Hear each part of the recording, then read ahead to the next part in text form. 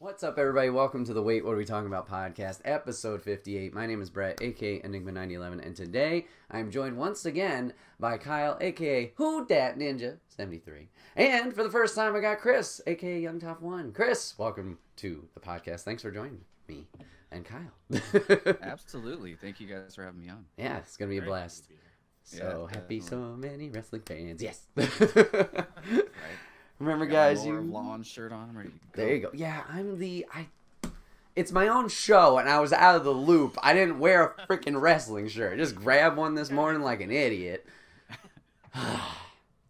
Well, if you'd like to watch this disappointment of a show, you can catch it live every first and third Saturday of the month at 8 p.m. Eastern over on twitch.tv/Enigma911. If you can't catch it live, that's A-OK. You can catch it the following week over on youtube.com. Search Enigma911 along with SoundCloud in the MP3 format. Search Enigma911 as well.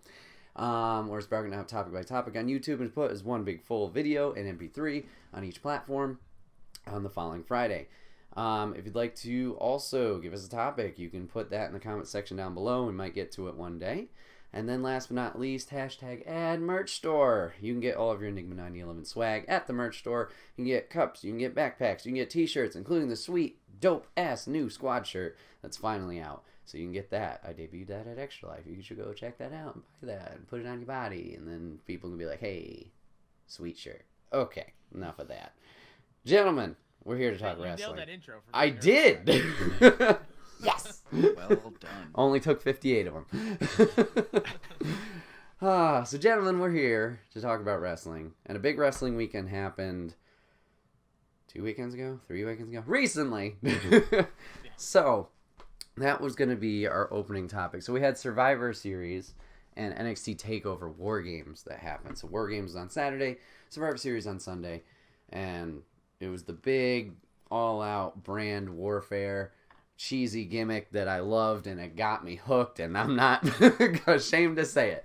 But I just kind of wanted to know your guys' opinions about the events, and maybe if any matches stood out in particular. But let me start with Kris. Kris, we'll start with TakeOver. What are your overall thoughts on TakeOver War Games? TakeOver. I mean, I feel like it had a pretty big shoes to fill in comparison to the years previous, which was a fantastic War Game, especially the men's War Games match.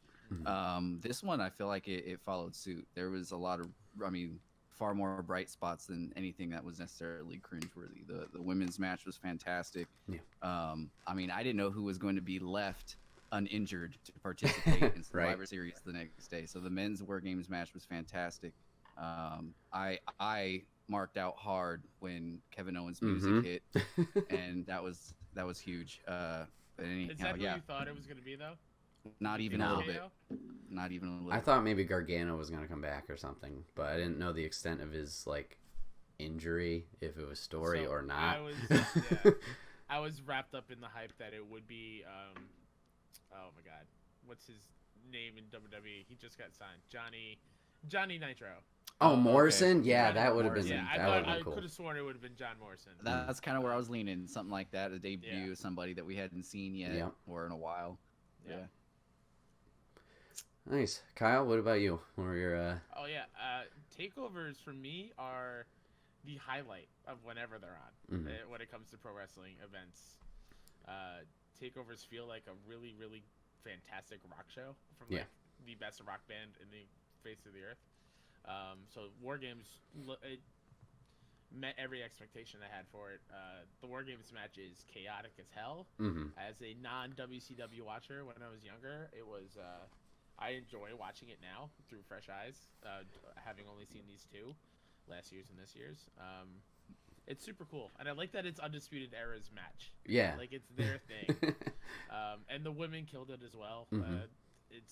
You're they no really stranger to this thought, Bret, but women wrestling right now is my jam. I think they're killing it throughout, and they're continuing to rise. And the other matches were cool too. I wasn't super into the triple threat for the number one contenders. Okay. But me saying I'm not super into it didn't mean it was a bad match. It's just I don't know. I don't know how I feel about Damian Priest is the name, right? See, which is weird to say. I wish they would have kept him punishment. Oh, Yeah. yeah, Martinez. Mm-hmm. Yeah. Yeah, that match took me by surprise. I think I enjoyed that way more than I thought it was going to. I thought that was going to be kind of but then watching, I was like, oh shit, okay, all right. So, Yeah. like, I enjoyed that quite a bit. I don't know if it would be my top match, but, like, it was higher than I thought it was going to be. Sure. So, yeah, what would you guys say is your favorite match, if you had one from that night? I mean, I know it's some tough choices there, but... Because I'll jump in and I'll say, Yeah. I mean, definitely the men's War Games match, and then if I can also lend the match I liked or was most, I guess, disappointed in because I expected a bit more. I think was Finn Balor and Riddle.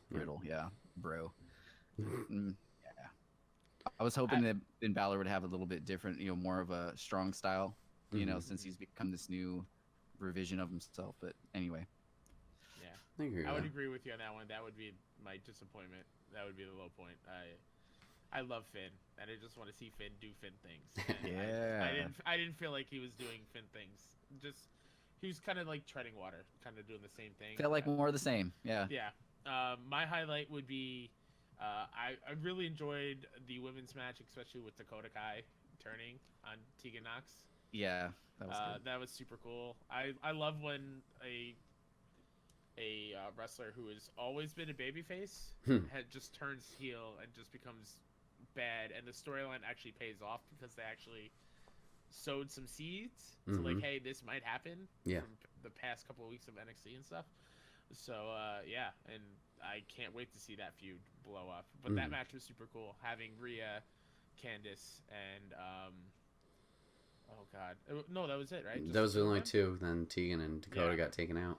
So Yeah, so to have those two versus the rest of the other team, especially with Shayna, like that was super cool, having them back against the wall, and then for them to come up on top, that was super awesome. Question for Kyle. First time, long time. Yeah, this question goes out to Joe. guess Kyle. Kyle, big fan. Listen, check your phone, or else I'll give you the old-fashioned Kansas City turnbuckle. What's a Kansas City turnbuckle, you might ask? You don't want to find out. Oh, shit. He's cutting promos on us. Bad bit. Stop. I was just my phone afterwards, Joe. Text promos. That's legit. Hope you're doing well. So the only one I didn't watch here was the pre-show one, the Garza, Angel Garza versus Isaiah Scott. It was actually pretty. It was decent. Oh yeah, yeah. So the whole weekend, like, I'll say it here. I haven't fallen out, but I just don't watch things, as Kyle mentioned, pre-show, like week to week. Like, I'm very like keep up on Twitter, like, oh, Monday night, okay, oh, here's what's going on. Oh, Wednesday, oh, Friday. When I started seeing the invasion angles, like, oh, people are showing up, I was like, oh fuck. So before War Games happened, I was catching up on NXTs. So I saw the Leo Rush and Angel match, and like he is blowing up fast. And we'll probably shout him out again later, but fucking Keith Lee is like meteoric rise that weekend. Like, not that he wasn't, bad or anything, but like, whoo, they're putting that boy up there spotlight wise. So, yeah, just seeing those storylines and seeing that happen, I was amped up. Favorite match, I guess. Man, it's a tough one between the War Games match, but I think I'm gonna lean towards the ladies just based on that finish. I thought that was creative, like with the handcuff thing. I just thought, not that the men's finish was bad, but Oh yeah, far from it. yeah. No, that was... But What happened? Yeah. But yeah, I just thought that was really cool and creative because I didn't even notice the handcuffs on her at first. And then, yeah, obviously the whole theatrics of it was like, oh shit, it's happening. And then, yeah, obviously getting out of that submission from there. And then, yeah, there's just a lot of good spots in there. Obviously, Io's moonsault and, as Kyle mentioned, the whole turn and whatnot. So I think that would be my top match for that. But yeah, let's see. I don't know, like how do they keep going from here? Because like we mentioned, they had Survivor Series right after, and we'll talk about that soon. But like they got Takeover Portland coming up. Like one of these has got to be bad eventually, right? Or like something's got to go. I think they do a good job of rotating talent in and out. Mm-hmm. And so we do get some. It's not like the sameness Right. every takeover. Yeah, there are some returning people that are there every single time, like Johnny Wrestling, who missed this one because he was injured. But like, Right. The stuff feels fresh. Mm-hmm. There's very rarely when it comes, unless it's long-term storytelling like Gargano and Ciampa, there's very rarely rematches. I feel like there are some kind of fresh matches that make takeovers feel fresh. It's not even month to month either. It's every couple months, right? It's usually the big 4 weekends. Yes, and then occasionally they'll have one on their own. Yeah. Like I think Portland's by itself, but I could be wrong. Mm-hmm. I think you may be right. I just love NXT. To me, they are the top brand anywhere right now. That's what I'm most interested to watch, is what they're doing. For sure. Yeah, I absolutely agree with that. Yeah, it's like they kind of took independent wrestling and added just enough of that WWE structure and created something that's really watchable week after week, even if it's the same guys fighting. Like Cassius Ohno, I can watch him wrestle anyone, and not that he stands out like, you know, in a group of WWE wrestlers, but it's everything's so crisp and technical, and if you're a fan of wrestling, it's hard not to be entertained. You know, that's kind of what I dig about NXT. I think they have just as strong women's division as the big brands. I mean, I put in my notes, Rhea Ripley, all the things. Yeah, absolutely. Yeah, and so I'm all about that. Keith Lee, if that man doesn't have the strap next for a year or so, I mean, I'll be sorely disappointed. And Portland's in my neck of the woods. Depending on some work stuff, I'm gonna try to get out there, and I'll keep you guys posted. Cool. But sure. Yeah, no, I mean, I feel like you said, Kyle, they do a really good job of not repeating themselves. The storylines aren't getting stale because it's not the same talent year in, year out. You know, they got guys coming in and going, and I think that really also, you know, adds to the secret sauce that's NXT right now. So yeah, definitely, I agree. So going off of that point, this is kind of a random sidebar question. With NXT being this third brand officially now with the TV and obviously the Survivor Series stuff, obviously they're not going to be maybe going as much, like the move up, the call up per se. Do you think maybe a year or two down the line we'll start to see or feel that like repetitiveness? Oh boy. Repetition of feuds or matches, or like do you think it will feel stale like maybe the other products? I think it might get to that point just because like that's inevitable for any wrestling promotion, but I think it one thing I don't want them to do, and this is going to sound counterintuitive because I love takeovers, I like that they're not every month. Yeah. It feels like a special event, and if they start doing it every month, it's going to be that thing where we would have Raw and SmackDown 2 pay-per-views every month, and it was so much. It was too much, and storylines weren't really played out to like full effectiveness. So right, yeah. Too much of a good thing. Yeah. So I guess I'm gonna disagree because I kind of feel like part of what the machine of NXT is they do a really good job of grabbing whoever's hot on the market outside of the WWE umbrella and bringing them along. I mean, that's how we got Keith Lee, Adam Cole. Yeah, I mean the majority of Asuka. You know, we can go Kevin on down Owens. the line. Kevin Owens, yeah, exactly. It's like whoever has the hot hand in the indies, they're scouting. You know, they're trying to bring them up and on the back door. You know, the back door is open as well. How many wrestlers year after year end up leaving WWE?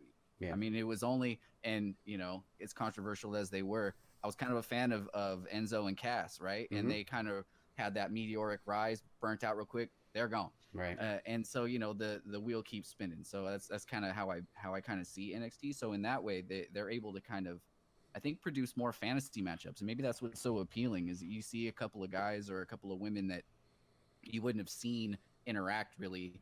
And, you know, they come to NXT and I mean, for God's sake, we had James Storm for a week. Yeah. Yeah. You know. He was there, and then he was gone. That's kind of like what you were saying, Brett, where you found out they were like invading, and that kind of like got you to get back in. Yeah. That's totally me. One of my favorite pay-per-views of all time is Invasion, Mm-hmm. with WCW versus and ECW versus WWF at the time. Yeah. God, that pay-per-view is awesome because I like the head-to-headness of it, and Survivor Series, it was no different. Yeah. I loved the triple threat Survivor Series matches. Yeah. It was really good. Some of the rules got thrown out of the window, but I don't care because you got to see matches like Riddle and oh my God, who did he take out? Randy Orton. Right? Did he? I think he pinned Randy Orton in that match. But just like these potential dream matchups, where like just even a stare down. Yeah. Having Sasha, Charlotte, and Rhea in the ring at the same time. Holy crap, that was awesome. Yeah, for sure. So yeah, can I speak to that for a second? Like, you know what that did for me when you saw the NXT folks in the ring with the WWE main roster? You can see pound for pound they're equivalent, you know, and that's really what it did for me. Just from a pure, visual perspective, it's because of the way that they're produced differently. In NXT, it's easy to assume that they may be undersized. A guy like Adam Cole. And then we finally get to see him, face to face with Seth Rollins. It's like, oh, okay, all right, these guys are all heavyweights. You know what I mean? Absolutely, and so that's part of that's really cool to me. That's why I enjoyed that too. Yeah. So we'll roll right into Survivor Series. What were our thoughts overall about Survivor Series? Kyle, I'll start with you. It started real strong. It started strong, and full disclosure, I did not finish it all because WWE needs to fix their app, especially on PS4. It's real bad. It like freezes a lot and then won't let me back out of it, and I would have to keep restarting. It started strong. I love that they started with the women Survivor Series match, and I thought that was a great match in itself. I think it kind of went a little downhill when when it stopped being Raw versus SmackDown versus NXT, and they had the title matches. I kind of wish they were all just Raw versus SmackDown versus NXT. I think that would have been a little bit better. And here's a controversial thing. I love The Fiend as a character. I'm really getting tired of these matches, though, where he just gets up after all these super moves. I personally am not a fan of that. Like, his Firefly Funhouse stuff is really, really cool. The entrance is dope. The character is dope. I don't know. Him constantly getting up is getting stale already. So this was my first time watching a match of his, and all I could think was like, why are the lights red? I don't like it. Sin Cara. I get it because they're trying to, like, I guess, hide the mask, maybe, like just seeing him through it, maybe, or whatever it is, or theatrics. But I was just like, ugh. I don't know. Okay, so I think your criticisms are fair. I'm a big fan of The Fiend, right? Yeah. Okay. And for the record, my Xbox One X, the app works beautifully there. So anyway, You just got an Xbox, yeah? Just use. So no, anyhow, I know the red lights are annoying for sure. They're trying to overplay it's so WWE to overplay a trope, and they're doing the horror movie trope just too hard.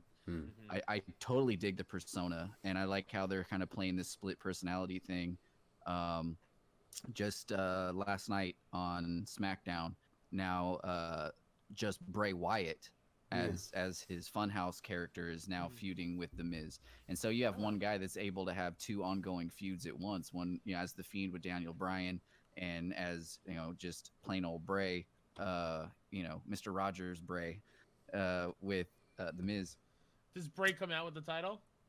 Yeah, he had the blue one. He Yeah. does. Okay. Yeah, Right. and because the Fiend now has his mask belt. Have you seen the custom? Oh, that's right. Yeah. So now, I mean, it's almost like, labor wise, speaking as a manager, that's genius. Getting two characters for the price of one. Oh, absolutely, yeah. But anyway, I mean, I really dig what the Fiend's doing. As far as him being too resilient, I can kind of see how that. I mean, at what point, who's the person that's going to take him down? Absolutely, yeah. Unless it's Brock Lesnar, which I also have in my notes here. LOL, Lesnar wins. But anyhow, that's my on the Fiend. Yeah, and go like I went to the Raw either before Survivor Series or 2 weeks before, and he wrestled in the dark match against Seth in a cage match. And the Fiend is a freaking rock star when it comes to younger kids, and it's creeping me out because they're like, "Let me in!" Oh my god, they rush the barricade, and like the security guy's like, "Whoa, back up!" Like there were like 100 people up against the barricade just to see him, and they still did the red lights even though it was a dark match. So, and it was he is a bigger than life persona, which is what you want from a wrestler. True. And it's super cool.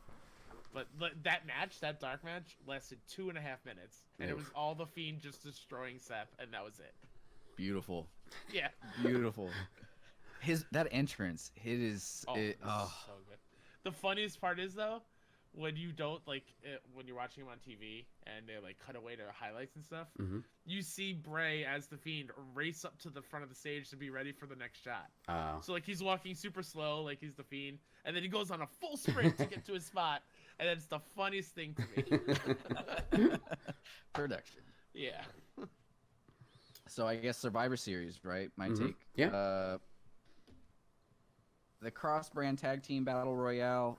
I'm really bummed that Rude and Ziggler won that. The mid card of evil there. They don't need wins. I mean, Rude is Rude. You know, Ziggler is technically probably one of the best wrestlers on TV.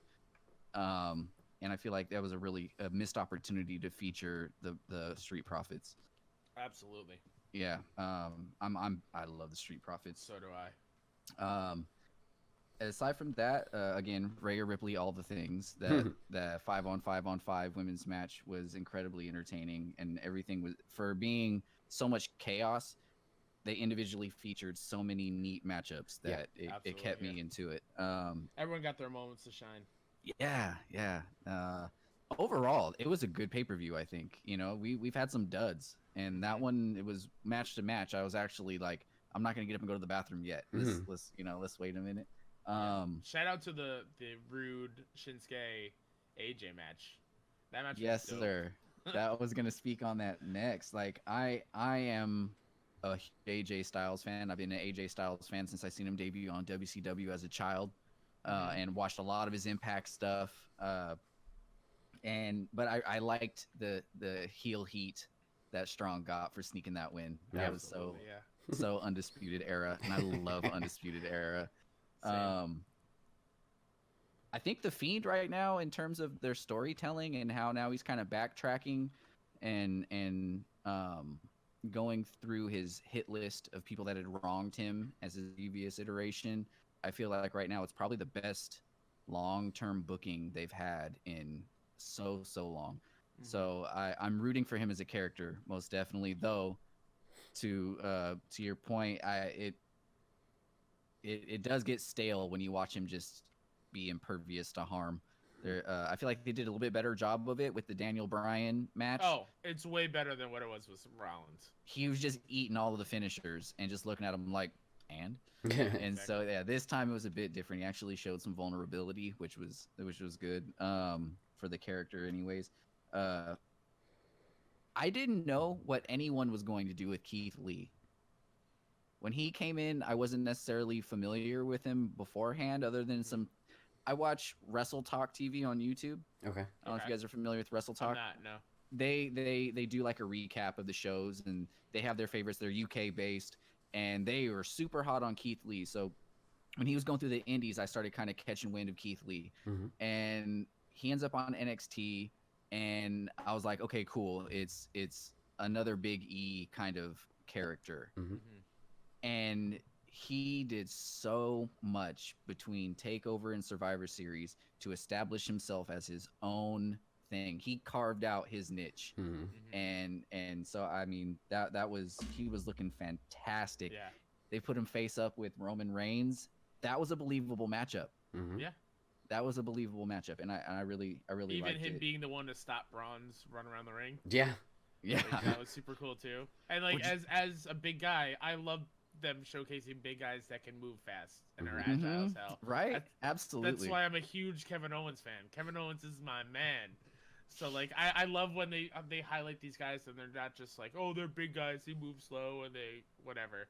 They actually give them a chance to do what they want to do and what they can do, Right. which is awesome.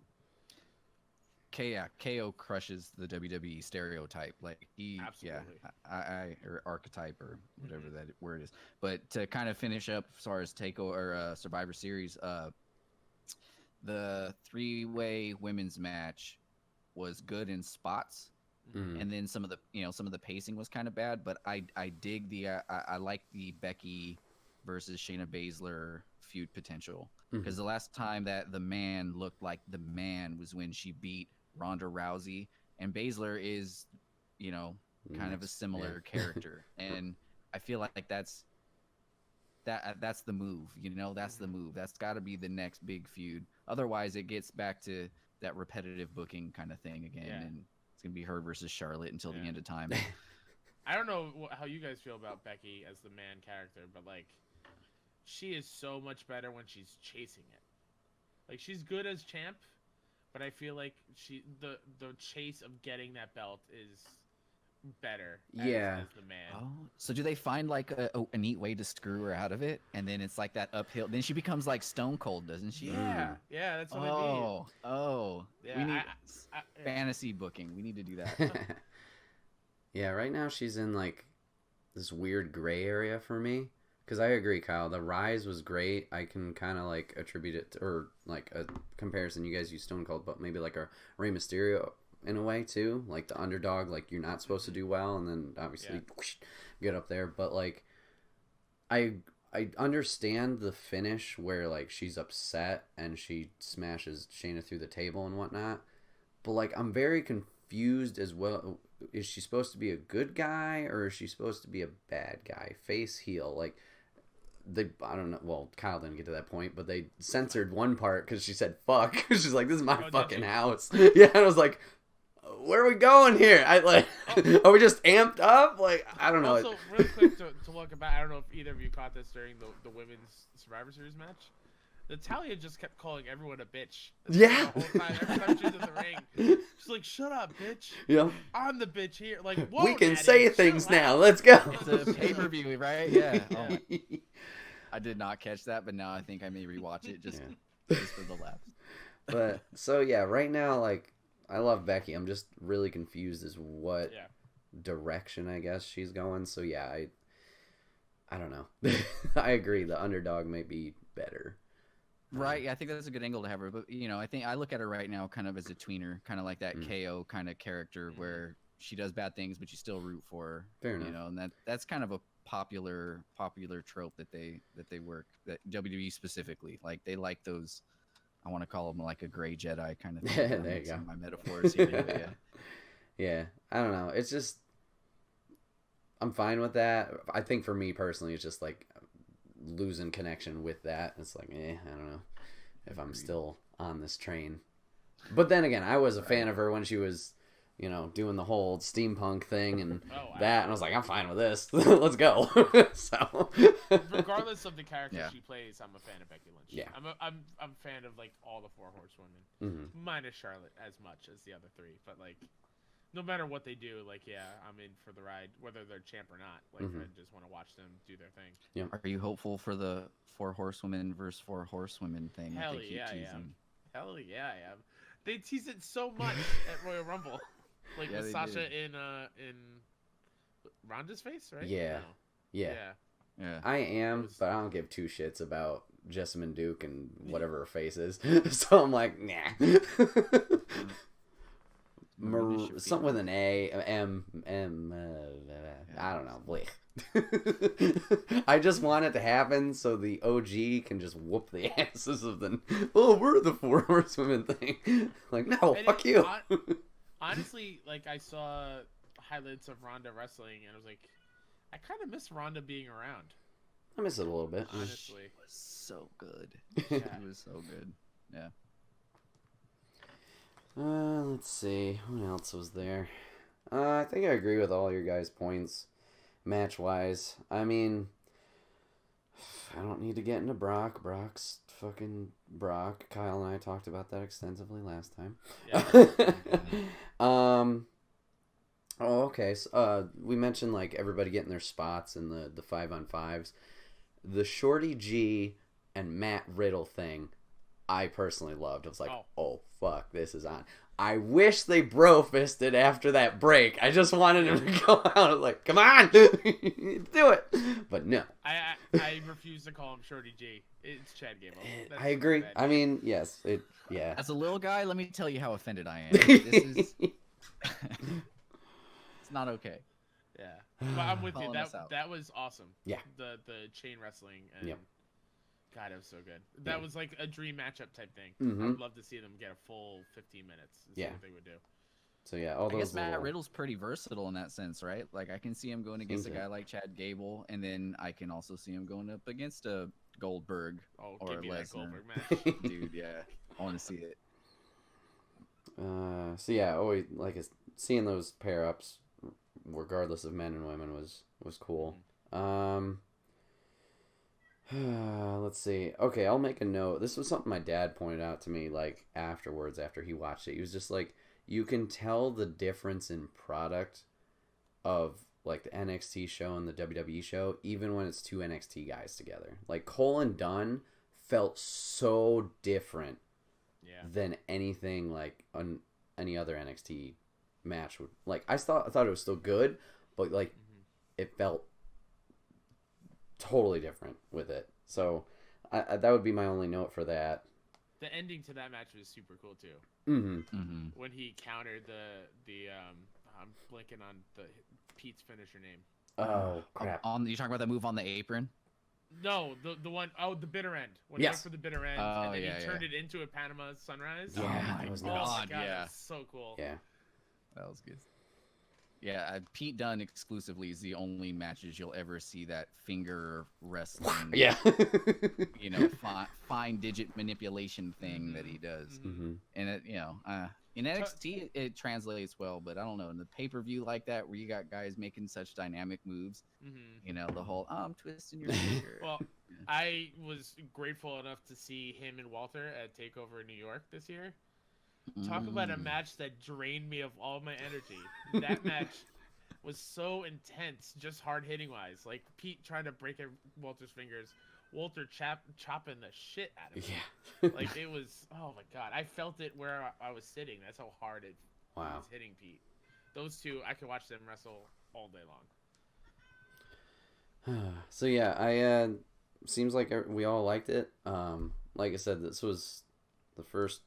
Well, it was the first pay-per-view I actually watched, like, when it happened in a long time, or in a while, and I'm glad I did. And like I said, it might have been because it was the stupid angle of let's invade everybody else and have everybody show up everywhere, but like you guys also said, it's that fantasy match aspect of it that was just like, I think that's what made it really special, in a way.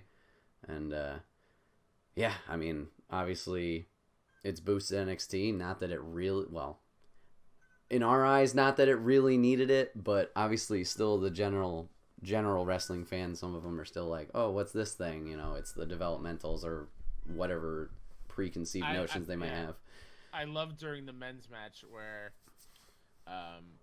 all the chants were strictly like NXT based. Yep. Like Keith Lee with the "Oh Basket My Glory" chant. Like it was so strictly where you could tell where the crowd was leaning. Yeah. And I loved it. It felt like a takeover in that sense. Yeah. And I'm glad they gave like NXT like that big push, obviously with the win overall point wise. Like that was great. Like cause they easily could have WWE'd it and just been like, oh, and then just buried them back down. Like, oh no, Raw's better, SmackDown's better, or whatever.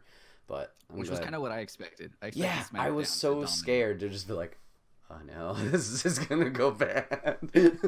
We have all this momentum going up of obviously NXT guys attacking, and then Do you think this will make us get like more NXT in main pay-per-views going forward? Like when Royal Rumble comes around, is it going to be like 10, 10, and 10 in the Royal Rumble from every brand? In the couple of past years of Royal Rumble, there is an NXT presence, like a good percentage Last year was of, a big one, yeah. They got to find a way to get 30 guys in there. Yeah. Despite all the other matches happening. So, I think last year we had Adam Cole and Johnny. Yeah. And so like I think that'll be a thing. I think now that NXT, which I mean, I guess segues into our next topic, but they are definitely trying to push NXT as a brand with a purpose. Yeah. And so I think in Royal Rumbles to come, that could be a focus. I certainly hope so. But like logically, like speaking from a business sense, if you're trying to, launch a brand that to the mainstream, and that's going against a really well marketed AEW, then you wouldn't have a choice, right? But to give them some presence. Right. Yeah. Yeah, I agree. I think you have to. I think it would be the big four, and I think it should only be that way. Like you mentioned with takeovers being every month, it loses that steam and it doesn't really mean anything. I think if you do the big four, it'd be the same. And then, as long as you don't treat it like you treated ECW relaunch in 06 or whatever it is, where it was like, we have one match, and do we care? I think you'll be on the right track. So, maybe, obviously, Rumble, like Kris said, I totally agree with that. They've had their people in there, so you have that. Whether it's a bigger presence or even just still there are a couple of the surprise guys, I'd be fine with that. And then Mania, I'd say, I don't know if you put all the titles on the line, but maybe 2 matches, maybe 3 matches. You have that. Like, even if, like, maybe they do Money in the Bank, maybe they do, like, 8 again, and maybe 2 are NXT guys or whatever. Or 3. Oh, so, right. No, that's a really interesting prospect, an NXT guy going for the Money in the Bank. That like teases that crossover potential. I dig that. Speaking of, get rid of that pay-per-view, bring it back to Mania. It was supposed to be at Mania, just keep it there. Absolutely. So, but like Kris said, this kind of rolls into topic 2. So NXT is on Wednesday nights on USA. Check your local listings. But also there's another wrestling program on Wednesdays on TNT. AEW, All Elite Wrestling. They launched, what was it, 1 week, 2 weeks after NXT did on the network television. So they've been going. Yeah. So they're battling it out. And Kyle and I talked about this pre-AEW network launch. Seemed like everybody and their mom is like, AEW is going to change the world. So I just kind of want to know, like, general takes, like, what do you guys think about AEW, if you have any thoughts about it, and, like, I guess that's pretty much it. Kris, I guess I'll start with you. What are your takes, if you have any? About AEW specifically. I mean, I feel like that potential does exist for them to change the wrestling landscape. Not just from, like, a market share aspect, but from a character development, making a different kind of wrestling appealing again, kind of a thing. I think right now their problem is that they don't have enough compelling characters. I really like a lot of what they do with the known characters they do have, but a lot of the promo work doesn't seem cohesive to the storytelling, and allowing them to kind of go off the cuff. For some, while it works, for others, it just doesn't connect with me. Because after a while, you're just the rambling rabbit, right? And so I definitely think, though, once we start to see guys jump ship from, we already saw it with Jon Moxley. When we see them kind of cross over and start to do something that has that potential to captivate people, we may start to see a shift in the tide. Not that I think that it would happen, but if we had like a Seth Rollins or a Roman Reigns suddenly jump ship, that could really do something, just in terms of creating stories that are, media worthy. If the top name of one company shows up in another, we have that WCW paradigm all over. Right. I really like Chris Jericho. He's hilarious. He just has that charisma where there are a few guys that are like this, but like, he could like read the Declaration of Independence and it would probably be hilarious, as dry as that is. I like the Lucha Bros. The Lucha Bros are fantastic. Absolutely, yeah. Pentagon is, oh man, Cero Miedo, I love it. Jurassic Express, that is a really neat thing that had to grow on me, but I really like Luchasaurus. I like Luke Perry's kid. Was Jungle Boy? Luke Perry's kid. And then Marco Stunt is this new character that like he, doesn't have the credibility of a Rey Mysterio certainly, but I would like to see him pushed as a legit character. Like, have him develop his skill set and become a little bit more hard hitting, and have these guys sell it a little harder. And Marco Stunt could be fun to watch. Let's see. This last week we saw the Butcher, the Blade, and the Bunny debut. And I have no idea who they are outside, just at all, other than the girl that plays the bunny. She's on social media, Allie. Yeah. And I don't know anything about her wrestling wise, other than she's definitely not bad to look at. But they presented really well as a heel stable, and so they do have some things that are captivating, but overall, it doesn't have that same like that captivating quality that like an early WCW did, because they lacked, like I said earlier, those characters. So yeah, that's kind of my take on AEW. Cool. But the lexicon of Jericho is pretty sweet.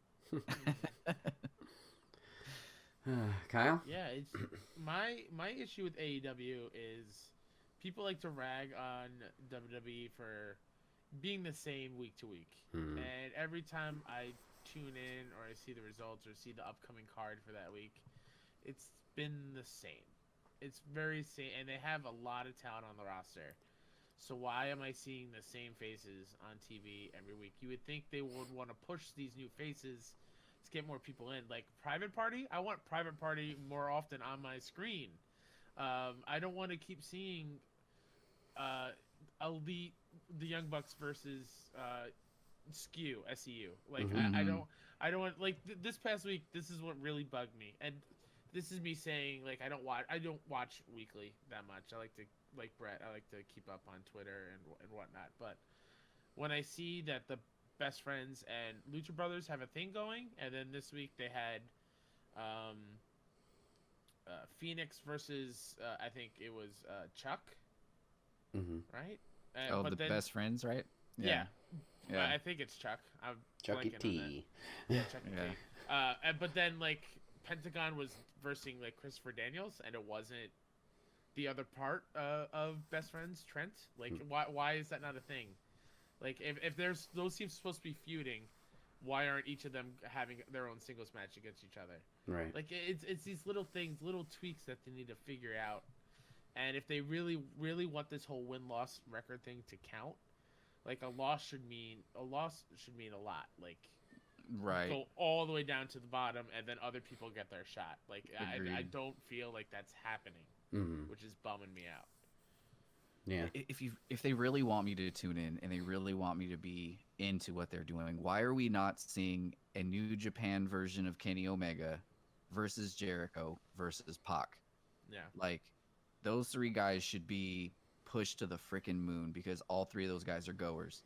Yeah. Like, I mean, if you're trying to create a character-centric story, those are the three guys that could all be viewed as the top guy. Like, I don't know why. I mean, I like, oh my gosh, it's a hell of a time to blank. The guy with the half of his face painted. Darby Allin? Yeah, there you go. Yes. The skateboard thing, I dig it. I skated hard as a kid. I love it. And there's more I just feel like he came in, got squashed, he went out. And I just feel like there's a lot more they can do with the few characters they do have. But when you got Kenny Omega, like why isn't the Elite jumping Jericho? Like what's going on? Like, so anyway, yeah, just booking things, but yeah. And not to mention, like, where are the women at week to week? Right? Like Britt Baker, oh my God. Oh, I see her face, and now She's it's doing Bea Priestley and Nyla Rose and like all these awesome female wrestlers that they have. I feel like they need to push them a little bit more. They do and not give them more feature screen them. time. No. Yeah. And like they made a huge point of having all these Japan women wrestlers on. The Joshis, I believe, is the like their big. I think you're movement, right. like, where they're from. Yeah. Give us a reason to care that you have them there. Like, why is it such a big deal that they're part of AEW? I feel like they haven't told me why it's so important that they're there and why. Like, I don't know. they need to push them a little bit harder. They need Rhea Ripley. I mean, honestly, it kind of sucks that Kylie Ray left. Yeah. Because I loved seeing Kylie Ray on the AEW stuff that I did, and that's a big loss. That's another, I don't know. Why was she a more believable Bailey? Right? Yeah. I don't know. Sorry, go ahead. I don't know, Brett. What do you think? AEW versus NXT thing. Also, real quick, can we? This is a problem. One of my biggest problems in the kind of wrestling group. I don't care about numbers. Just watch what you want to watch. Yeah. Stop posting how many people watch AEW versus NXT. Oh, the ratings are close. We're in the best time to watch pro wrestling. Just watch what you want to watch. Yeah. I don't care that 800,000 people watch AEW and NXT lost 20,000 people. Yeah. I don't care. They're both on TV. For me in New York, they're one channel away from each other. I just gotta press the channel up or down, and they're both right there. So whatever. I stop worrying about numbers. They don't impact you really. Just watch what you want to watch. Right. Decide whether or not you're entertained. Yes. For sure. Yeah, so I did my homework. Not really. I started to do my homework before this podcast. I haven't watched any of the Dynamite episodes. I have not watched All In, All Out, whatever else they had. So, putting that out there now so everybody can hate on me later. I've only watched 2-3 episodes of AEW Dark, which, cool. I like it. I can watch this whenever I want and, get some matches that weren't aired. Sweet. Maybe it's just because it's the YouTube product and not their main product. I thought the matches were fine. I didn't think it was anything this is the newest thing, the best thing since sliced bread. It was yeah, this is cool. There was one match that stood out in particular for me. I think it was episode 2, but it was Kenny Omega versus Joey Janela, and they had an unsanctioned match. That one I enjoyed quite a bit. Mm-hmm. And yeah, through obviously. They do a lot of those. Oh yeah, it's not gonna count on the records. Yeah. So, anything regarding Moxley is gonna be. Which, going back to your guys' points earlier about the records, if you're gonna have all these unsanctioned match, what's the point? Are we just gonna beat the shit out of each other? Okay, well, fine. That's gonna get old quick, but so yeah, to me, at least watching those, I've been all right, cool. And there's a couple people who I recognize, I recognize Kazarian, I recognize Christopher Daniels from when I did watch TNA, and then Omega I've known a little bit here and there, and Pac obviously I know, and Moxley. But yeah, like Kyle said with the women's division, but for me it's in general, anybody. I'm who are you? What do I need something here that kind of sparks something. And there was somebody in particular that did that for me, and Chris, you mentioned him earlier, but Luchasaurus. I'm yeah, let's go. Alright, just seeing the short clips online of the things he can do, it's nuts. I'm alright, I'm sold on you. And then also watching AEW Dark, there was another guy, as part of a tag team, I think it's hybrid whatever, maybe I'm getting that wrong, but Jack Evans, I like him. Oh, that team up. Yeah. I don't like Angelico or what. I'm you're just a dude. He's got no character at all, at least that I can tell from this. The dude that just yells at the crowd a lot. Yeah, Jack Evans, the little teeny guy. Yeah, him. I like him. Yeah, you're just getting in everybody's face. The first match I watched him, I think it was AEW Dark episode 1, but he did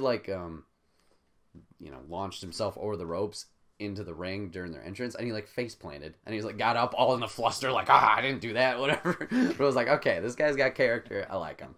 Yeah. So, for me, at least right now, Kyle, like you said, it's just more wrestling. So why anybody would be upset against that or upset against other products, I don't get that. But yeah, it's more of what this is. It's not anything blowing anything out of the water, at least from what I've seen. Mm-hmm. So. Yeah, I don't know. I don't get why everybody or some people are oh, this is the best thing ever and all that stuff. So I'm yeah. Another thing that bugs me that they do is they keep taking shots at WWE. And I understand that's cool and hip to the audience, whatever. But for me, who has lived through the brand versus brand, company versus company thing already, I'm just kind of over it. Yeah. Just do your own thing. stop pointing out like, oh, WWE's doing this or whatever. Yeah. Like, didn't they reference that Britt Baker was shown on Takeover? Yeah, and they did the they did Did that they again. have their own thing? So they redid that on AEW just this past week. And Britt Baker's in the ring, like this, and then the announcer was like, "Oh, that's Adam Cole's wife." Yeah. And it was good. It was well played. Like that stuff, I don't mind. It's the constant nods to like, hey, look what we're allowed to do over here, or like stuff like that. That just kind of bugs me. And something that I do enjoy for AEW, I like most of their announced team.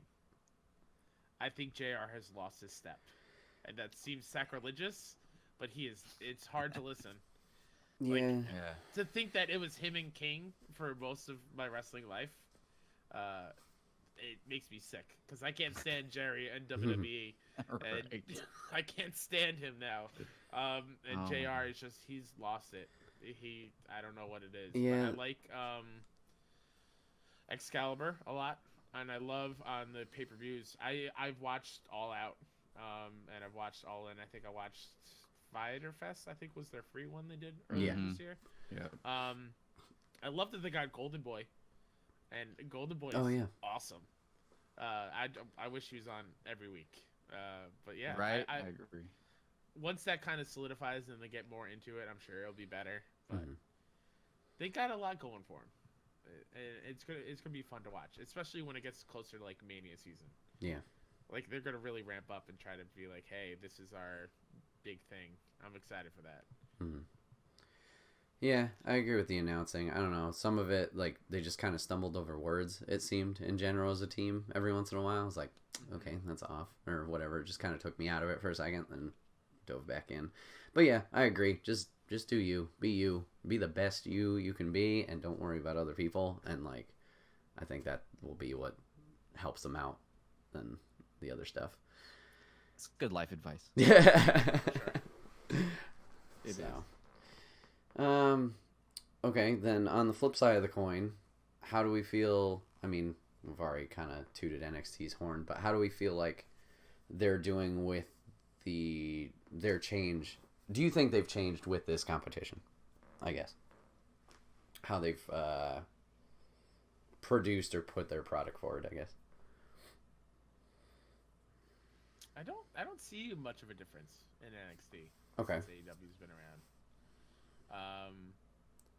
I guess the whole invasion stuff has kind of boosted it a lot recently, but that kind of just, thank God planes were held up in Saudi Arabia, or else this probably would not have happened. Good point. Yeah, I would be shocked to see what they would have done if that did not happen. Like, would it just been another Raw vs. SmackDown Survivor Series? Didn't they put a promo out before that with the gold of NXT, though? Oh, did they? I think so. I'm not sure if they did. I think I remember I think you might be right. Triple H teasing it, or like, wait a minute, are we involved in this or some shit? And then, like, I don't know. But yeah, definitely that was I personally do not see much of a change in NXT. See, I'm going to disagree. Now, I used to watch NXT every week when I was living out in California, and, like, I think they've changed it a little bit. I'm not saying, like, the bigger stuff. Obviously, you're, like, the main, more established people. But there seems to be less of the, like, this person's new, and this is, like, a jobber-esque match. It seems less of that is going on. The product, when it was just Network and Hulu, like, that seemed to be the case. Like, obviously, you know, you got to build new talent, so they would have those matches every once in a while or whatever. Like, I remember when No Way Jose was first showing up, like, they had that whole thing where, he's going to do his dance, get pissed, baseball punch somebody. Okay, we're done. We're going to dance out. And that was it. And then, you'd get the main storyline at the end. Like, they would go through and do that. But then again, that was also just an hour. So maybe it just felt like those were more prominent, the jobber-esque matches. So in that way, I'm seeing less of it. But also maybe I don't know if they still have that. Like, I don't know if Hulu cuts down on it, because that's how I've been watching or catching up recently. But maybe they just don't include those, and on TV they do. I don't know.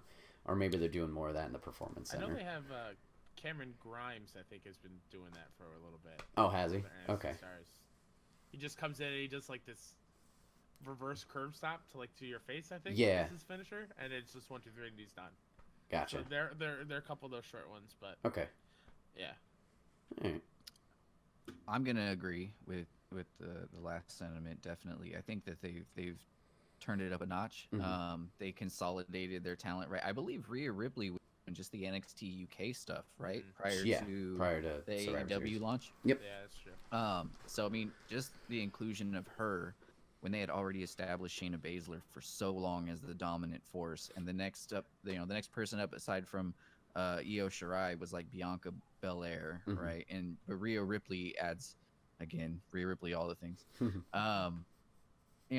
So I think they definitely, that's one measure that they took to, up the bar, especially in light of the absence, like we were talking about, of a dominant women's division in AEW. I think featuring Finn Balor on NXT again definitely draws some eyes because, I mean, he's the first ever Universal Champion. Mm-hmm. He already has an established pedigree. Watching him, it's really hard to believe that this is a guy that's either approaching near or around like 40 years old. You'd think he was, someone in his mid to late 20s, fresh face, but this guy's been around the block a dozen times. And so to have him come in and explore that dynamic with the Undisputed Era and Tommaso Ciampa, again, now that we're discussing it, like it really is like in contrast to what we're missing with AEW. Like I mentioned, Pac, Jericho, Omega, just that whole dynamic just makes it so much more compelling. And so, the will he join Undisputed Era or won't he kind of thing they had going for a couple of weeks on NXT was really, shades of will Sting join the NWO from back in the day kind of a thing, and so, I mean, and I do kind of wish Finn Balor had joined the Undisputed Era. I would have freaked out and then immediately demanded Undisputed Era versus the OC feud. Mm-hmm. But anyhow, I think they did take a few measures, featuring their notable guys like Matt Riddle, and now Keith Lee. Like I think that they've done the work of making compelling characters instead of just grabbing guys, which I kind of feel like AEW has done. They grab guys from Impact, New Japan, and then their own clique of guys, and we're just like, okay, we're just gonna ride the coattails of what we've already established. Mm-hmm. And NXT is now making that extra step in reinventing characters, putting them out. The only character that they have reinvented and put out that they've taken from the indies that is even remotely is Punishment Martinez, or what's his name now? Damian Priest. Yeah. That's Yeah. Anyhow, yeah, that's my take for sure. Yeah, Kyle mentioned Cameron Grimes. I'm interested to see what they do with him because I didn't watch Impact while he was there, but it seemed like he was like fire. Like I don't know how I've missed this character. Yeah, so he was. I might have the name wrong. Is it Cameron Grimes? It is Cameron Grimes, and then like I said, he was Trevor Lee over in Impact. He's a old friend of the Hardys, like one of their guys they worked with at in Omega. I think he's their son or something. Okay. But yeah, he's got like a. I saw the foot stomp once in NXT. He's got like this steampunky esque look. He's got a top hat with glasses, and that's all I can really think. He's like a Bayou steampunk guy. Yeah, I think he compete in like one of their tournaments too recently. I don't know. Rising Stars. Yeah, there you go. I'll be catching up. I'm gonna check out some YouTube videos. I do miss the Velveteen Dream. Yeah, he's out with injury, right? Right, but I mean, has so much potential and just fits has a look that appeals to a demographic that I'm sure they could take advantage of at this point in terms of business. Mm-hmm.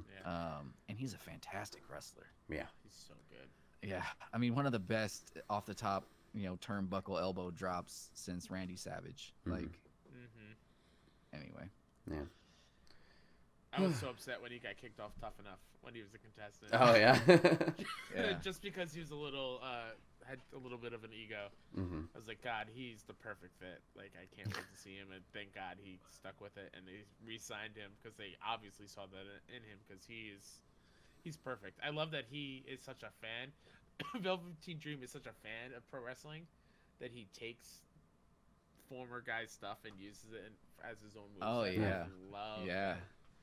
Incorporates it into his tights and his like Yeah. takeover intros and Oh my God, I love the call me up fence. That was so good. it's ballsy. Yeah, it is. Good thing that first gimmick they tried to push on him didn't work. He was just Patrick Clark, and he had red, white, and blue trunks with an eagle on it. That was it. Oh my God. Yeah, I remember that for a few weeks. Oh boy. All right. Well, cool. So Wednesdays, check it out. We'll see where it goes down the road. I mean, we're only like a month or two in, so it's still early. Still some momentum could be built or whatever. If AEW can have their outsiders moment, you know, where you have two dominant guys. I mean, it doesn't necessarily have to be two, but you know that. Yeah. There's potential there. I mean, And Moxley think- did it like you said at the beginning. So. And then from just a business sense, again, you know, iron sharpens iron. And so just having the competition at some point is, you know, they've already started to do that obviously with NXT, but it's going to force their hand to do things more creatively once there's more of a competition. So Absolutely. I like the potential for that. Yeah. Look at PlayStation versus Xbox. Yep. Like Right. PS3 era PlayStation was not great, Mhm. and then they learned because Microsoft pushed them to their limits, and PS4 has been such a huge success. Like, yeah, if one is good, it'll just make the other one better. For That's sure. right. Just love wrestling. All right, topic 3. So this one's more just for fun, not that the other ones weren't. But I asked everybody to come up with the top 5, even though, you know, some people might have more than 5, but 5. Just favorite Five-ish. wrestlers that they'd like to watch. It can be any promotion, it can be any era. There's a but an exception. You can have a tag team as one number, so if you want to, you know, push some people in there, kind of finagle the numbers, that's fine. So yeah, we had an order and plan if Brent was here, but, you know, RIP. So we're going to do it based on how stream and viewers are seeing it. We're going to go from left to right. So Kyle, you're going to start with one of them. I'm going to go, and then Kris is going to go, and we'll revert back. Now, viewers, this list is not like our number 1's the best, number 5's the worst. We're just spitballing names here. Just 5 people we love to watch, and we loved, you know, seeing their matches. Lady in Wonderland has her top 1 of Shiny Pants, a.k.a. Ricochet. She loves that guy, so good pick. So Kyle, who's your first shout-out that you would like to chat about? Yeah, and so I'm going to use your rule, and I'm going to pick a tag team here. Okay. It's New Day. I love watching New Day. New Day is so fun to watch. The 3 of them, even on their own, were entertaining. Specifically Kofi, but having Kofi, Big E, and Xavier Woods together, they are unstoppable. They're funny when they can be serious. They can be serious. Their innovative moves in the ring, especially with their serious matches with the Usos, are top tier tag team wrestling. They are one of the best in the world. When they broke the record on Raw last year, I think it was last year or 2 years ago, when they had all those matches in the same night against like the top wrestlers in WWE, such an epic night for them, and they deserve everything. And I never want to see them break up. Like I don't want to see it at all. I do want everyone to get like a singles run of something at some point. I mean, like, how can you not love Kofi Mania? Like, how can you not? Yeah, New Day, I will watch whatever they do. I'm excited to actually check out their podcast because they have their own podcast now. Yeah, I didn't mean to watch that or listen. New Day's awesome. Cool. I agree with that. I listened to their first episode of their podcast, and it was it's entertaining. Awesome. It's shenanigans the whole time. That's all I want. Yeah, very good. Being fortunate enough to having had embraced Xavier Woods at one point in my life, I would like to see him get a singles push. Yeah.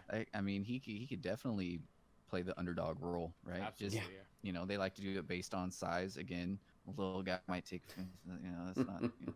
But yeah, I think that could be good. Yeah. So, I was next in the order, correct? Yeah, you can go for it. Okay. So one of my top guys, and probably, well, not probably, my absolutely top favorite wrestler of all time, Sting. Okay. Absolutely. I was watching Survivor Series, and I want to say it was 2014. Yeah. I was watching it on my phone in bed next to my fiance, and she was sound asleep. And I'm watching the end, and there were bound about Sting joining and signing and whatnot, and his music hit, and he came out, and I jumped out of the bed and was literally jumping up and down like I won the lottery. I was like, it was incredible. That was a moment for me. So Sting that's the guy. Disappointed we haven't got even a look, stare down between him and Taker. Yeah. Yeah. He. Have you seen that? I don't know what the name of the show is on the network, but And the Seth. moment with him and Rollins. I have. Yeah. There's a little thing on there, and that moment when he came out of the Survivor Series is part of it. I was like, holy crap, that was super cool when it happened. Yeah, I saw that most definitely. I try to consider. So Monday after Raw, actually, they're going to be doing a table for 3 with Sting, AJ, and someone else that was involved in Impact. I can't remember who. Samoa, maybe. I don't want to say. I can't. I'm not sure. But anyway, yeah, That's cool, Monday. That's I'll be all over it. Cool. Yeah. I wasn't like Sting's great. I didn't watch any of the WCW stuff, so like he's up there for me. Like just obviously icon in his history, but like I don't have that connection. But yeah, he's definitely Kyle mentioned pre-show, but like Rushmore stature. Chris, just heads up, I think your mic is muted. But yeah, there you go. It is, yeah. Okay, just making sure you know. Just making sure. So yeah, that's a good pick. And yeah, New Day's a great pick too. Big E, I never thought I would really care about when he first showed up, to be honest. But seeing what those guys can do together, definitely good. I kind of missed the Big E. Give me 5. I kind of The 5 was good. Didn't he bring that back for like a little bit? Was it in New Day, or maybe when they were bad guys? I don't know. Yeah, maybe. Yeah, briefly. Yeah. All right, first one for me. I'm just gonna go right out the bat. Big hitter as well, like Chris did. Shawn Michaels, HBK. He's up there for me. I think he's like the first wrestling memory that I have of the barbershop scene. Like just that moment of Jannetty going through. I have that in my head, and then I mean, I was a big fan of the Rockers too, obviously before the breakup. But yeah, just obviously seeing that man's career, and obviously we got the matches down the road with Taker at Mania, what was it, 25, 26? Like those were phenomenal, and I mean, I was always pulling for Shawn. I was like, oh my God, he's going to do it, and then he didn't, and then we did it again, and then retired, and I was pissed, but I was happy for him. And then like he can do obviously these matches with Taker that are instant classics, but then also you have the DX side of things. Like I was more of a fan of the re-emergence of DX, where he was the silly like just doofus of the group, I guess you could say. Like I love that, and I mean him kicking Ty Dillinger, aka Stan, in the face going down the hallway is always a blast to watch. So yeah, Shawn's up there for me as one of my favorites, for sure. Yeah. It's hard to find a bad HBK match. Yeah. It really is. It's very hard to find one. Yeah, I agree. My next one is somebody who left us way too soon, and he's one of my favorites ever. It's Eddie. It's Eddie Guerrero. Oh, okay. Yep. Just like, God, what a talented wrestler in the ring, and even outside the ring, he was funny. He was serious. Oh my God, him and his brother Chavo as a tag team, and the lie, cheat, and steal. That was peak younger me watching wrestling. Like I loved that. I ate it all up. Eddie was fantastic, and when he finally won the title against Brock, was such a huge moment as a fan. And his match with Angle that year at WrestleMania is one of my favorites ever. Just very genius way of like loosening up his boot while Angle's put the ankle lock and then the boot slips off. God, that's so genius.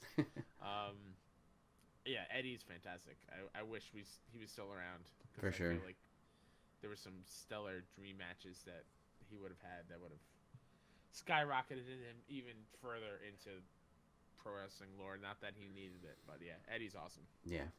Yeah, it's nuts to think of, like, the missed opportunities. Like, if he was just around, like, obviously the thing didn't happen, but, yeah, like, who he would have been against and stuff like that, it's nuts. Like, he'd still be around today. I don't know if he'd still be wrestling, but, like, just seeing him with, like...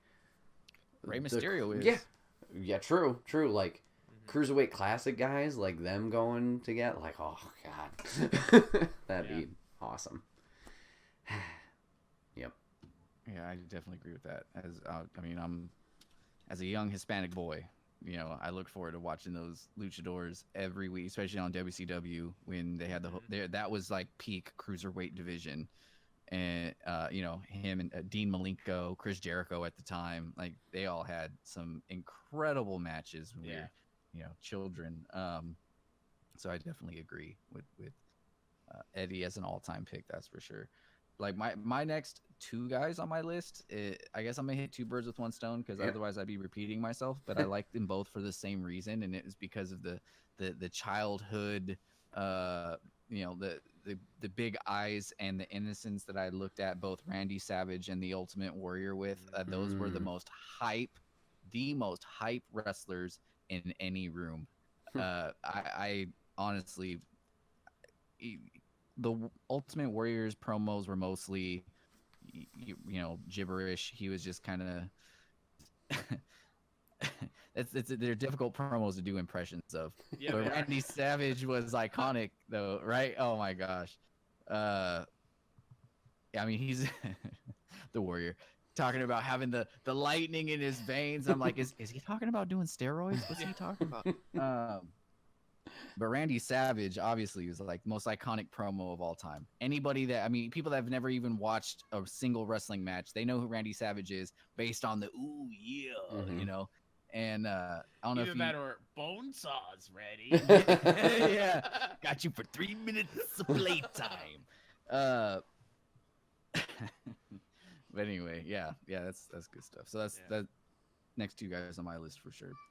Cool. I'll piggyback right off that because Warrior was on my list. Yeah, Warrior was. I mean, I didn't watch much of his stuff like as it happened, but going back and seeing the energy, obviously, of him just going to the ring and just obviously the theme fucking just pumping in your heart, like you felt it, and like, oh my god, Canal sprinting. Yep, just going for it.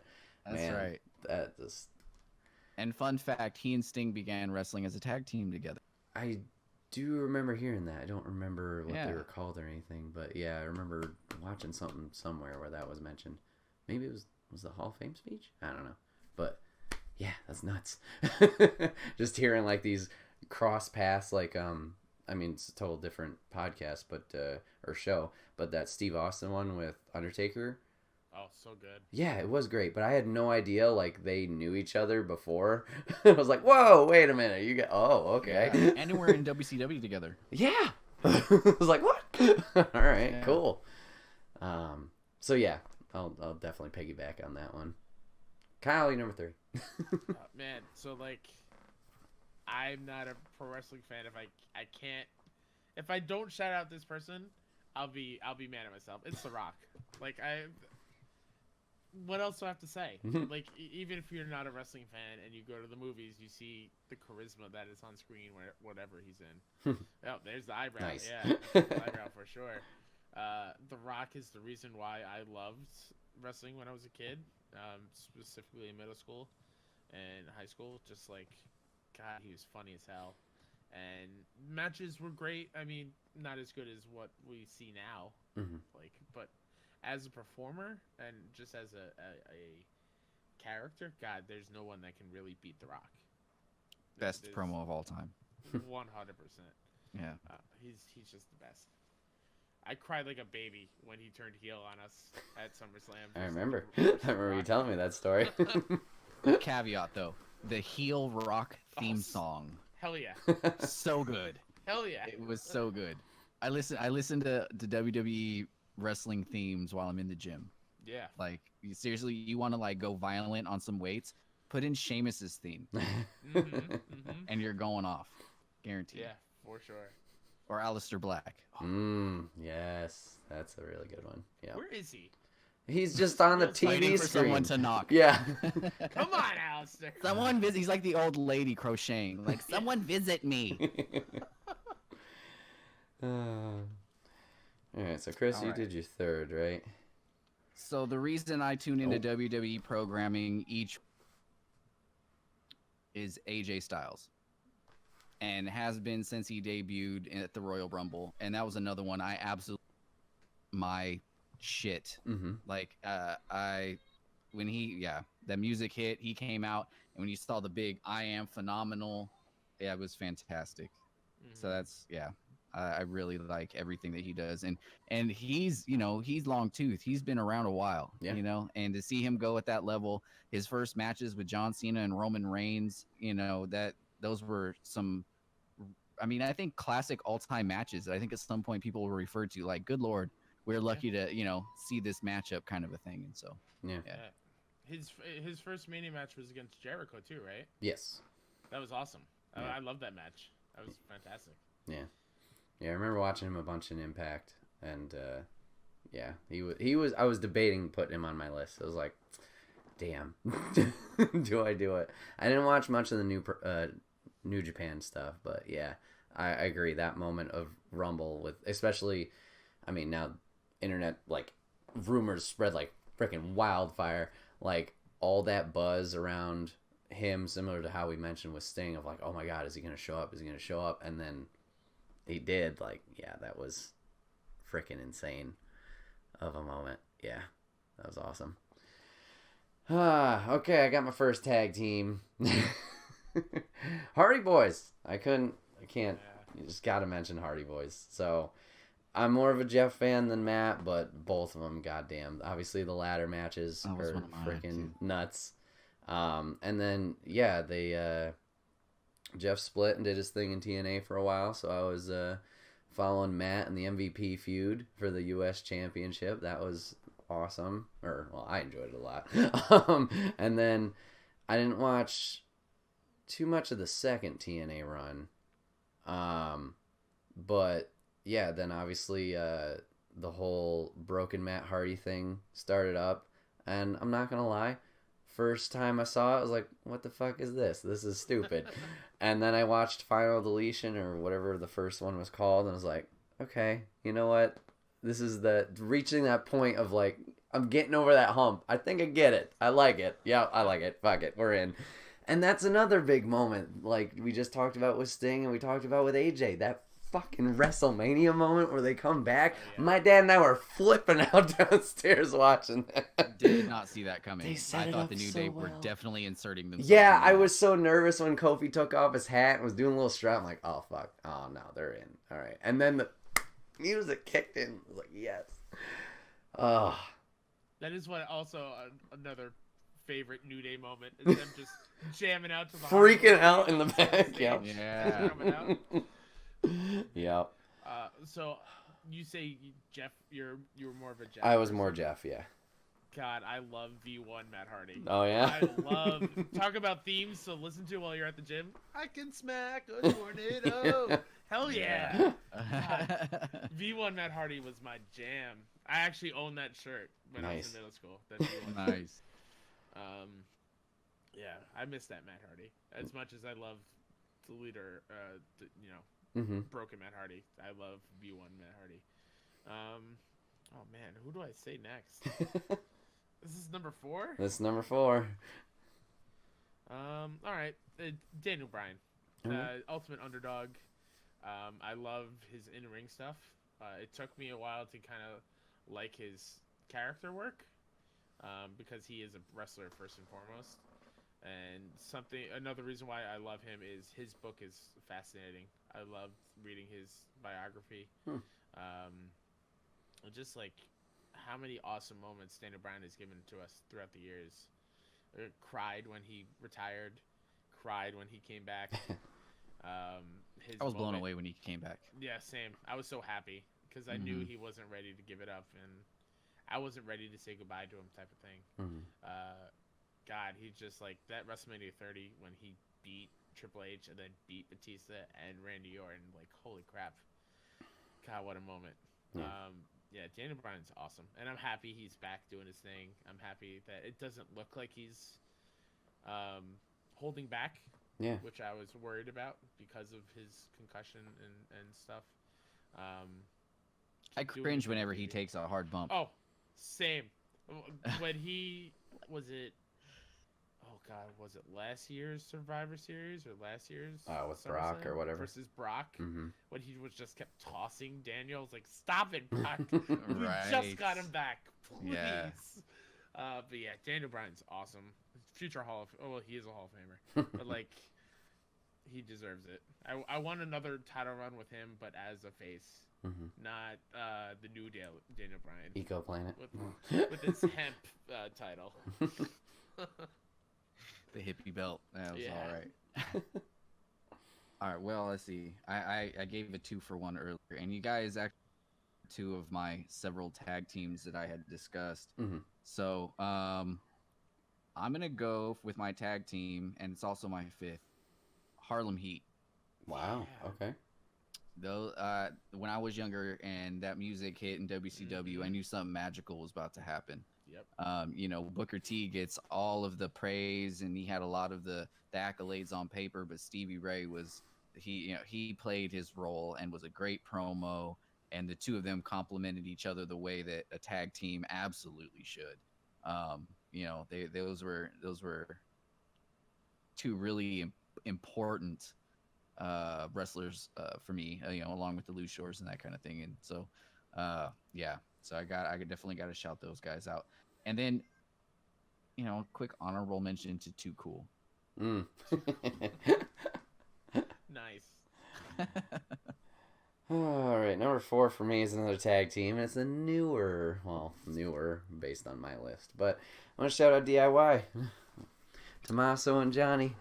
Hell yeah. So yeah, I didn't know a thing about either of them, but I remember when they first showed up in NXT, I was like, all right, cool, new people. And then they started getting the ball rolling, and then Cruiserweight Classic, that fucking match between them, nuts. So like, obviously they both had great careers in WWE so far, and I mean, like, not slowing down, like minus injuries here and there, but you know, they still got time. And then yeah, Tommaso, like, I like Johnny more. Tommaso was kind of like similar to Matt, where I had that growing period of like, not super into it. I think I just disliked him more. Like, he was playing his role of the heel. He did his job. I don't like this guy. But now we're over that hump of like, you know what? Yeah, this guy obviously puts on great matches. I like what he does. And obviously he can play the face. He can play the heel. He has that crowd appeal. So, hey, that was a rhyme. So, yeah. Man, this is my last one. Yep. Oh, man. I feel like I'm put into a box here. Oh, boy. We mentioned him before, and I think I have to say it here because he is so damn entertaining, and he is the one that broke the mold. Really, it's Kevin Owens, big man who could do everything. His run with he really can do everything, and him when he showed up to when he first showed up as NXT champ to meet the challenge that John Cena had. Holy crap, what a hype moment that was. And then his whole run with Jericho with the Festival of Friendship. God, that was top my tier. God. Those So two were the good. most comical couple. Like, So good. yeah. Agreed. Yeah, Kevin Owens can do it all. I want him to have a legitimate run as champ where he can do it all on his own and not have the crutch of Jericho there to kind of help him out from things. Not that that was bad, but I felt like they didn't put all their trust into Kevin as they should have. I want to see him on top again because I feel like he can deliver week in, week out. Yeah. I feel like he was somebody like I instantly cared about with that takeover that he showed up at. Like the CJ Parker match obviously broke. Did he break his nose or broke CJ's nose? You mean the one where he showed up as a good guy and left as bad guy. That was great because I was like, I instantly cared about this guy. I was like, what the fuck happened? And also like, watch him and Sammy wrestle forever. Yeah. I wish Sammy would still be wrestling now, but yeah, it is what it is. Is he? He's just doing. He's just Shinsuke's manager. I haven't seen him wrestle. Okay, it's not while. like any injury thing or anything like that. Just what he's doing right now. Okay. At least none that's been discussed. Gotcha. Yeah. Okay. All right. I mean, I think he's great as a mouthpiece, but yeah, for sure, I do miss his wrestling. Chris, you got a last one or? I got an extra one. Okay. I did have an extra one. The Outsiders as a tag team. You know, I talked about that a couple of times during this podcast. That was like the watershed moment during those early Monday Night Wars. Was, you know, the tide turned when the Outsiders showed up on WCW, and then they had a fantastic run pre-NWO, and then, you know, the entire NWO storyline was so centered around Kevin Nash and Scott Hall that they went from being, you know, Hogan's right-hand men to creating the division between the NWO and the NWO Wolfpack. And the Wolfpack is still the coolest faction to have ever been in pro wrestling. You know, like they laid the groundwork for the Bullet Club and for the OC, for the Undisputed Era. They're all emulating, you know, the NWO. And I think the Wolfpack specifically, because those guys were, I mean, one of the first rap music entrances you heard, you know, during that time period. And I loved it, every minute of it, except for Wolfpack Sting. Didn't dig that. All right, last one for me. This was a tough one. So I was between two because I was like, oh, crap, how can I not include this person? So I shouted out Becky earlier because Becky's up there for me, and obviously I love watching her career and what she does. But the other person bumped her out of the list only based on just length of what I've seen of that performer. But CM Punk takes my final spot for me. So I was a big fan of his ECW run. I like the straight edge character. I love that. When he got that Survivor Series match with HBK, Triple H, and the Hardys, that team was awesome. Then obviously moving up to the main roster, like, I loved it. Even the heel, the straight edge society, I'm better than you because of these things. That was awesome.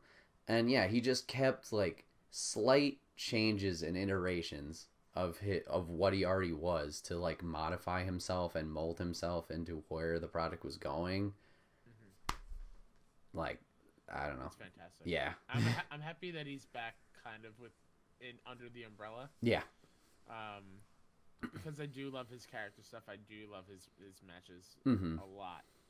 And yeah, talk about somebody who is the number of awesome wrestlers that are in WWE right now.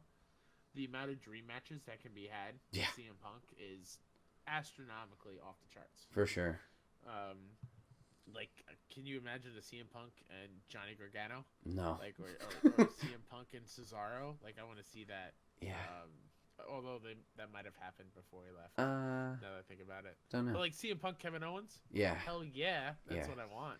Yeah. Oh, yeah. If he decides to do that, that would be... CM Punk, Adam Cole. Yeah. The potential. Yeah. It just never ends. But yeah. So yeah, did you guys have any other honorable mentions? Because obviously you guys had your lists where you're like, oh shit, all right, who do I put in these five? But you just want to like rapid fire. I literally thought of one after I said my last one. Okay. It's like, son of a bitch. Edge and Christian. Okay. Both as a tag team and singles. Christian is probably my most underrated wrestler from forever. I think he's a fantastic single performer. I wish he had the heavyweight title for longer. That whole feud with him and Jericho at Mania when Trish turned on Jericho. That match is dope. Go rewatch that match. That match is awesome. Yeah, but Edge and Christian came to mind, and Edge is just like, talk about a wrestler you love to hate. God, he was so good at that role. Yeah. I also had Kurt Angle. I mean, what can I not say? Like, Angle's one of the best ever. Jericho, Usos, another tag team that I can watch a ton of, especially this new heel version, like more not face paint and stuff. Not that that was bad at all, but like I love the Uso Penitentiary Usos. I love that so Edgier. much. Yeah. I also had Dolph on there because I love watching Dolph. Dolph's super entertaining. And then the last one of like new guys, and there's plenty. And of course, like it was hard for me to pick one single woman wrestler just because they're all really, really awesome. But Andrade, I love Andrade. I wish he was there for more. Give him all the screen time. Give him a title run. I watched firsthand him and Johnny at a takeover in Brooklyn. Oh my god, I was just about to. That was the match. It was so fucking good.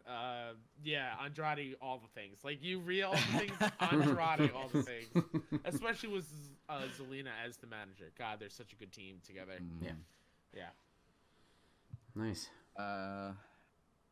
So the only one that I have left on the list scratches more of that childhood nostalgia itch. I was talking previously about growing up as a kid, going to the house shows in my hometown. And as a kid, I have vivid memories of the Bushwhackers. Hell yeah. It was so hard to not be just thoroughly entertained. They were both comedic, but also like badass in that way that you kind of knew they were going to overpower. In where I was at, there was always like it was essentially a squash match. It's like the hometown tag team across the ring from them, and they did their comedic shtick, but then you would go and piss one off, and and the tide turns, and they hit their marks, and it was great. So yeah, Bushwhackers for sure. Seeing them on Family Matters was awesome. Oh my god, yeah. That was such a great episode from my childhood because I was such a wrestling fan. I was like, holy crap, they're in this show that I also love. Right, worlds collide. Oh, so good. Honorable mentions for me. Well, I already talked about Becky. Bret Hart's another big one up there for me. Io Shirai has captured my interest. I mean, I didn't think the heel thing would work, but I'm loving it. Tyler Breeze, Prince Pretty, he's up there. That boy needs more work. Adam Cole, Undisputed Era, obviously. Oh, man. I feel like I'm missing a bunch of people, but like you said, the list goes on and on, but those are the ones that at least I can think of now. But the also message is that wrestling is good. Yes. Yeah. Also, another one that I want to praise, and I think he gets shit on too much, is The Miz. I love The Miz. He's really killing it the last couple of years. And then you were speaking of like Chris when you were younger with Sting being like Ultimate Warrior and stuff, like characters when you first started watching. The first person that I started watching was I think it was WrestleMania. I get them all confused. Basically, it was Lawrence Taylor versus Bam Bam Bigelow. So Bam Bam. Is one that I can always think of as what a persona. Like thinking when I was little, like that fire tattoo on his head was fake. No, it wasn't. It took me a long time to realize. But again, going back to like seeing big men that can move. Bam Bam was that. Yokozuna. Incredible. Also one of my other favorites. Yeah, there's a lot that I can go. I could be here for hours just listening to everyone that I enjoyed watching. Nice. All right, everybody. This has been another episode of the Wait What We Talk About podcast. My name is Bret, aka Enigma911, and today I was joined by Kyle, aka Who That Ninja 73, and Chris, aka Young Toff 1. Gentlemen, thank you guys for being on the podcast. I do appreciate it. It was a lot of fun talking about wrestling for almost 2 hours. Yeah, thanks for having me. We can do it for 2 more, I'm sure. Hell yeah. Kyle, is there anything you'd like to plug for yourself? Sure. If you like PlayStation, I do a podcast with another kind of funny best friend, Mr. Badbit. It's called The Trophy Room, at PS Trophy Room on Twitter. You can listen to it podcast services wherever you listen to them. Badbit Games on YouTube. We just launched our Patreon not that long ago, patreon.com/badbit, where your patronage will help us, get to E3, get to more PAXs. Would love to go to PAX West, like, really badly. And we have a Patreon exclusive show called The Road to Greatness. We're going to be doing deep dives of PlayStation exclusives or big games of the year. We're doing Death Stranding right now. I think the next one we're going to do is Final Fantasy Remake, this Final Fantasy VII Remake. And then if you're a Kind of Funny Best Friend, I do a show all about the best friends. Best Friends Talk Funny at BFS Talk Funny. And yeah, that's it for right now. Cool. Kris, what do you got for yourself? Gosh, that's it, man. Busiest guy. That's fantastic. I'm leaving out a couple things, but yeah. Of course he is. Oh, I'm sure. So yeah, I'm a fan artist. You probably and I also emotes and some other graphic assets for streamers and things like that. You can find me at YoungToff1 on both Instagram and Twitter. Most notably, I did the pugs for Snowbike Mike. So whenever you throw pugs in chat, nice. That was me. And aside from that, if you like, fan art, that's definitely my thing. Most recently, Kevin Conroy himself, from the voice actor of Batman from our youth, he retweeted one of my things. I just like putting my stuff out there and drawing things that inspire me, and turns out other people like them as well. So if that's your thing, definitely follow me, and we can ride the wave together. Cool. Your Fiend one is really dope. Yeah. Thank you. Yeah. I was doing a lot of just pen and ink stuff for the longest, and then I recently got an iPad with the Apple Pencil and that kind of thing, and it's really taken my art to the next level. And so yeah, I'm definitely gonna be doing a lot more wrestling pieces, especially more Fiend stuff, because he just has that comic character thing about him. So definitely look out for that. Very cool. Very cool. So remember, guys, you can catch this podcast live over on twitch.tv/Enigma911 every first and third Saturday of the month at 8 p.m. Eastern. You can join the conversation like Bulldogs, Lady in Wonderland, and Bad Bit did today. Join with us, talk about whatever we're talking about. And if you can't catch it live, that's A-okay. The following week, it rolls out on YouTube.com and SoundCloud. Search Enigma911, where it's broken out topic by topic and put as one big video or MP3 the following Friday. If you ever have a topic for us that you'd like us to discuss, you can always put it in the comment section down below, and we'll try our best to get to it. And then, last but not least, #ad merch store. You can get all of your Enigma 911 swag over there. Cups, backpacks, more. And, new t-shirts like that squad shirt. Go grab it. Yeah. But gentlemen, thank you guys once again for being on the show. I do appreciate it. It was a blast talking wrestling with you guys and picking your brains. Kris, we'll have to get you on for a one-on-one eventually. Pick your brain about that anytime. art and stuff like that. And Kyle, Anytime. You're always more than welcome to hop back on as well. I know we always got plenty to talk about. Cool. All right, chat. We will see you guys later, and thank you guys for watching.